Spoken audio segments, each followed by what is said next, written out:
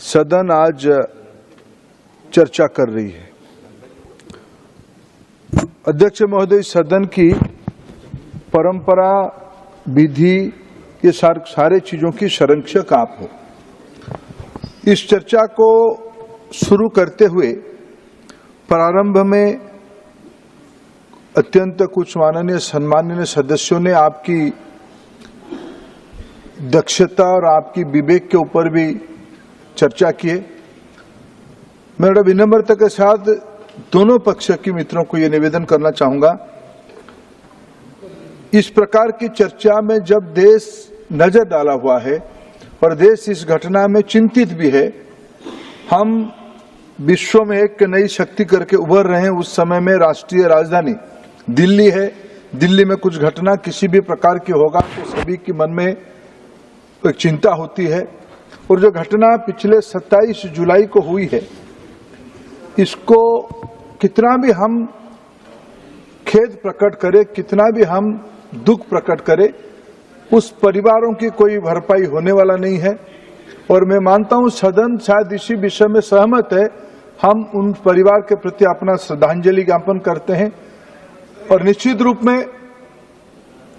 रूप में हम सभी की दायित्व बनता है ये घटना आगे कैसे ना हो, उसकी दायित्व किसकी है।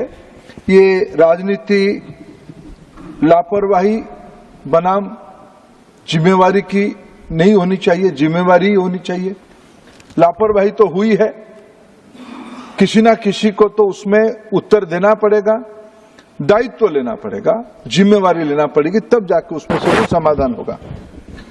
आज इस चर्चा को आगे बढ़ाते हुए जब आदरणीय सुधांशु जी ने इस चर्चा का शुरुआत किया और अभी तक जो चर्चा हुई है, कई प्रकार की तर्क, कुछ जगह पर अगर ये संसदीय अपशब्द नहीं है तो मैं अध्यक्ष जी कुतर्क का शब्द भी लगाना चाहूंगा।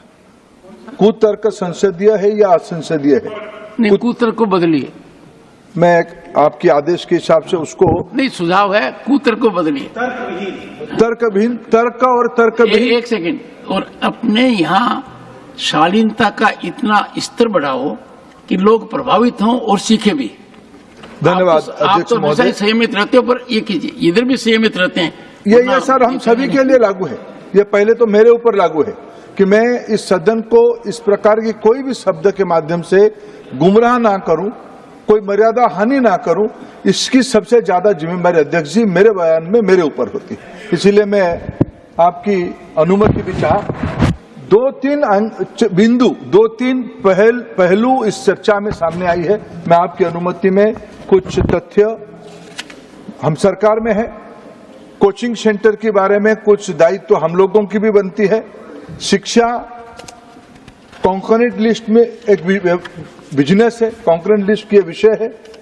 दोनों राज्य सरकार और केंद्र सरकार की जो दायित्व में ये व्यवस्था